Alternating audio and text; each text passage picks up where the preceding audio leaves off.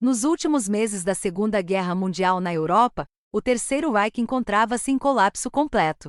Depois da derrota alemã na Batalha de Stalingrado, da perda de territórios ocupados no leste europeu e do desembarque aliado na Normandia em 1944, a Alemanha passou a sofrer ataques simultâneos vindos do oeste e do leste. As cidades alemãs estavam devastadas por bombardeios constantes, a economia estava arruinada e milhões de civis enfrentavam fome, frio e deslocamentos forçados. O avanço das tropas soviéticas rumo a Berlim e o avanço anglo-americano pelo oeste tornavam inevitável a derrota nazista.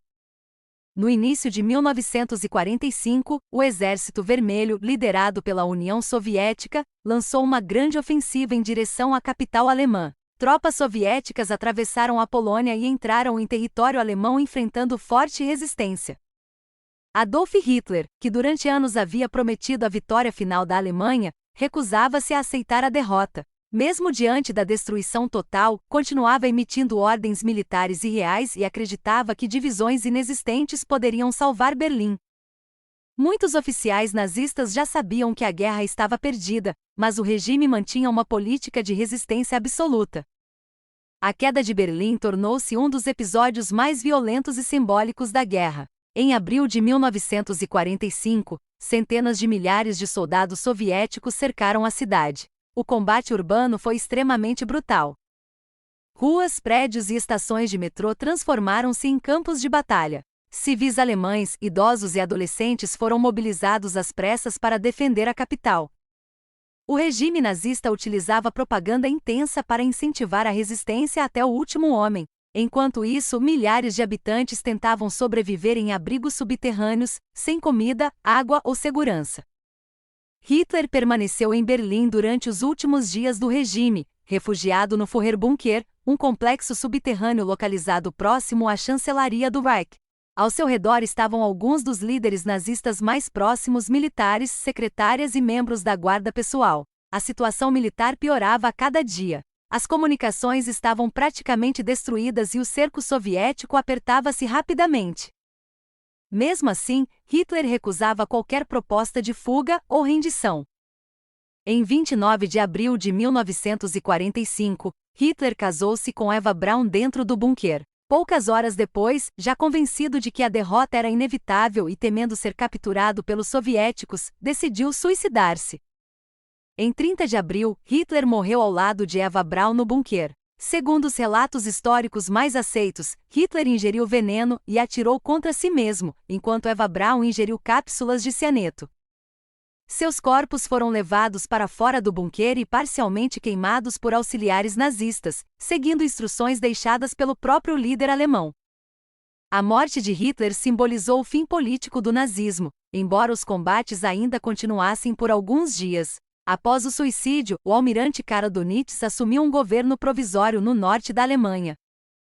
Seu principal objetivo era negociar a rendição para evitar uma destruição ainda maior e permitir que o maior número possível de soldados e civis alemães se entregasse aos aliados ocidentais em vez de aos soviéticos. Berlim caiu oficialmente em 2 de maio de 1945. A bandeira soviética foi erguida sobre o prédio do Reichstag, imagem que se tornaria um dos maiores símbolos da derrota nazista. A cidade encontrava-se praticamente destruída. Milhares de civis haviam morrido durante os combates e muitos sobreviventes enfrentavam miséria extrema. O avanço soviético também foi marcado por vinganças, saques e violência contra a população civil alemã, consequência do enorme sofrimento causado pela invasão nazista da União Soviética anos antes. A rendição alemã ocorreu poucos dias depois. Em 7 de maio de 1945, representantes alemães assinaram a rendição incondicional diante dos aliados em Reims, na França.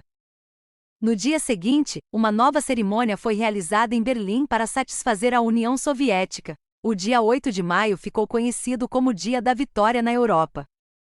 Em vários países, multidões comemoraram o fim da Guerra Europeia com festas, discursos e celebrações públicas. Após quase 6 anos de conflito, a Alemanha nazista estava derrotada.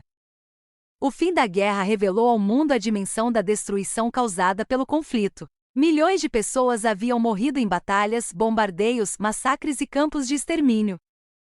À medida que os aliados libertavam os campos de concentração nazistas, tornavam-se evidentes os horrores do Holocausto e do genocídio contra judeus, ciganos, prisioneiros políticos e outros grupos perseguidos pelo regime.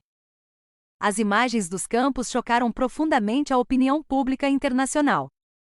A derrota da Alemanha também transformou completamente a política mundial. O território alemão foi dividido em zonas de ocupação controladas pelos Estados Unidos, União Soviética, Reino Unido e França. Berlim, apesar de localizada dentro da área soviética, também foi dividida entre as potências vencedoras. As tensões entre soviéticos e ocidentais logo dariam origem à Guerra Fria. O fim da Segunda Guerra Mundial na Europa representou não apenas a derrota militar da Alemanha nazista, mas também o colapso de um dos regimes mais violentos da história. A queda de Berlim, o suicídio de Hitler e a rendição alemã encerraram uma guerra que deixou marcas profundas na humanidade e transformou definitivamente o século XX.